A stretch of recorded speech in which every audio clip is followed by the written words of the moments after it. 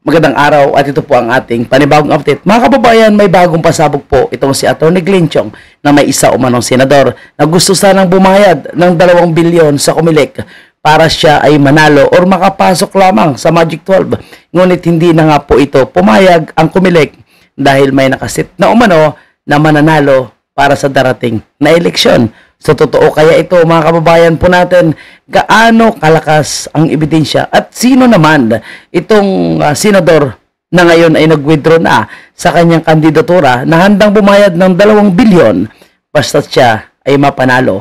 Ngunit sinabi nga ni Atty. Glenchong na may nakaset of winners na raw sila kaya nag-withdraw na lang daw po yung nag-offer na senador. Kaya pala isipan sa atin kung sino sa mga senador yung mapera at kayang magbigay, bumayad ng 2 bilyon para po sa kanyang ikakapanalo. Anyway mga kababayan po natin, ang issue ng Dayaan ay matagal na ito. Una pa lang, hindi pa nagsimula ang pangangampanya, hindi pa nagsimula yung filing of candidacy. Itong si George Erwin Garcia, ang chairman ng Comelec, ay may mga allegation na laban sa kanya na di umano ito matanggap siya ng offshore account na milyong-milyong halagang dolyar ang kanyang natatanggap. Ngunit kalaunan ay sinagot ito ni George Erwin Garcia at sinabing hindi ito totoo at ito po ay fake allegation lamang paninira laban sa kanya.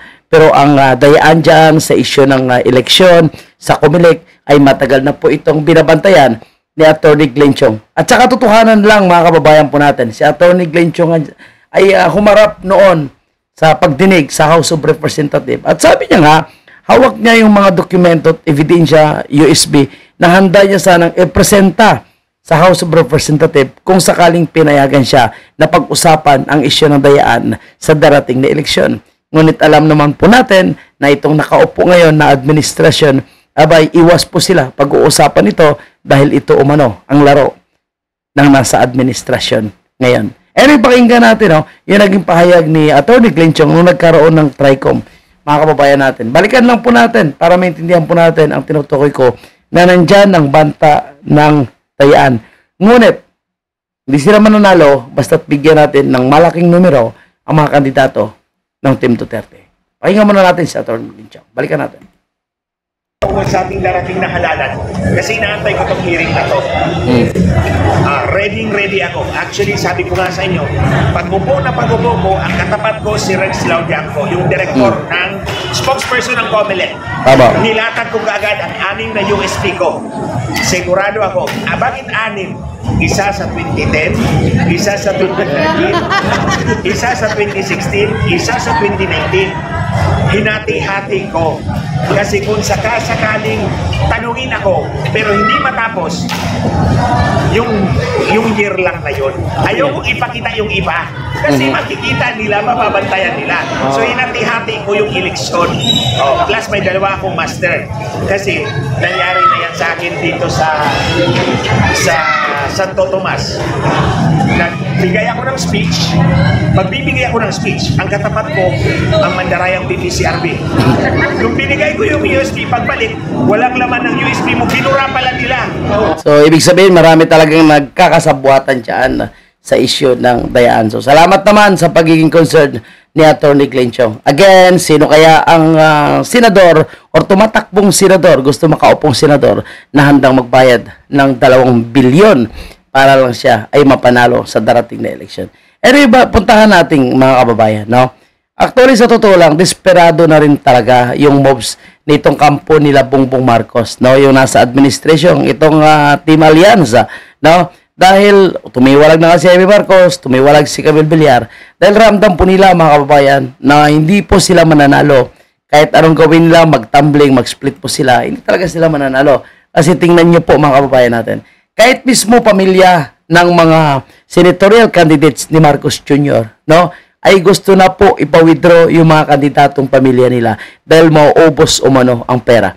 Kasi kahit pa may banta ng Dayaan, napakasolido po yung suporta ng mga Dutertes. Kapag hindi nila kayang tapalan or pantayan yung number na ibibigay ng Team Duterte, sigurado talo po sila. Isa dami nga na sumusuporta sa ating President Duterte, kay Vice President Sara, pati na rin sa mga kandidato. No, Dayaan na lang ang posible nilang gawin para manalo po sila. Diba? Imagine mo, pamilya na mismo nakikiusap na mag-withdraw yung mga local candidates di umano wala na pong funding at hindi na nagbibigay dito po sa bagong alyansa. At kahit pa yung ratings ni Marcos Jr., diba? Yan ay nagpapatunay na walang tiwala sa kanya ang taong bayan, walang tiwala sa kanya ang mga Pilipino dahil sa pahirap na nangyari sa ating bansa. So sino pa yung magpa-fund, no, na mga LGUs, mga negosyante sa kanila kung nakikita na malas ang dala ni Marcos Jr. sa kanyang alyansa. At ang taga-alyansa ngayon ay parang gusto na rin maghiwalay, magkanya-kanya po sila lakad dahil ikinahihiya po nila na parte po ng administrasyon ay ang kanilang kapartido na siya namang lugmok ngayon, nagdala ng lugmok na kahirapan sa ating bansa. Kasi syempre, kung pag-uusapan yung endorsement, may hirapan sila, no, na makapanalo dahil sa hina po na nag-i-endorse sa kanila at hindi po kapani-paniwala, mga kababayan po natin. Anyway, pakinggan pa po natin si Atty. Glenn Chong dahil marami pa siyang ikikwento sa atin patungkol sa isyu ng dayaan, korupsyon, dyan sa Comelec. Pakinggan natin si Atty. Glenn Chong.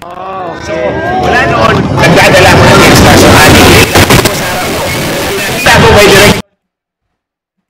Handang-handa ako sa'yo. Iyon.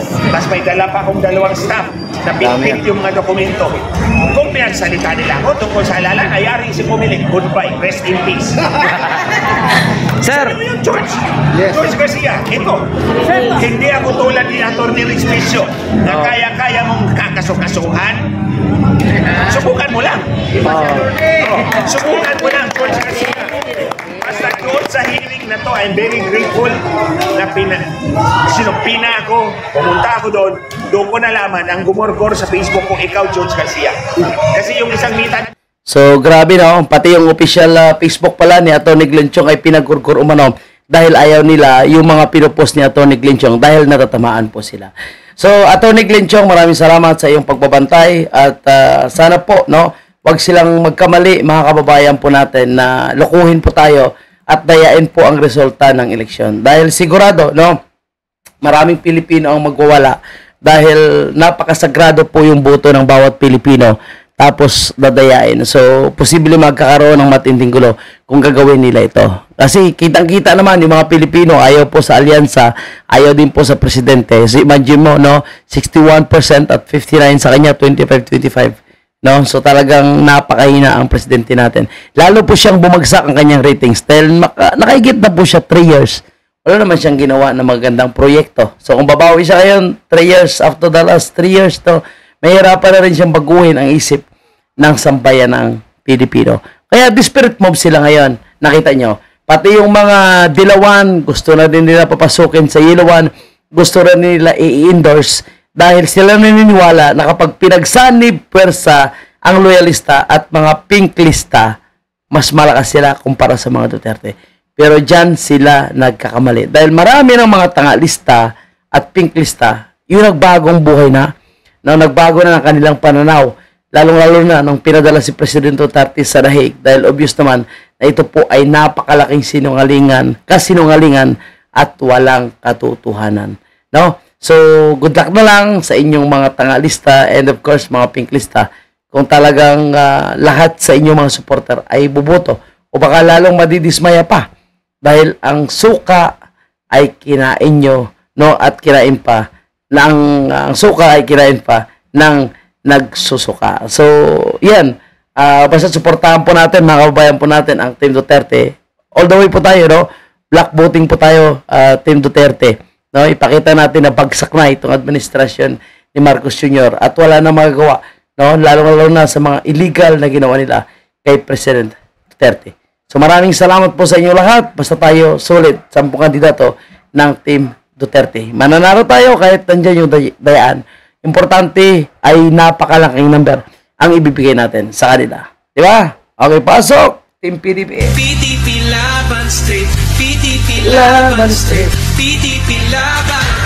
Pondo, Pato, Bongo, Hinlo, Mata, Matuleta, Lambino, Rodriguez, Salvador, Kibuloy sa Senado. Pondo, Pato, Bongo, Hinlo, Mata, Matuleta, Lambino, Rodriguez, Salvador, Kibuloy sa Senado. United States, PDP Laban Street, PDP Laban Street, PDP Laban Street, PDP Laban. Alright, PDP Laban Street po tayo, mga kababayan.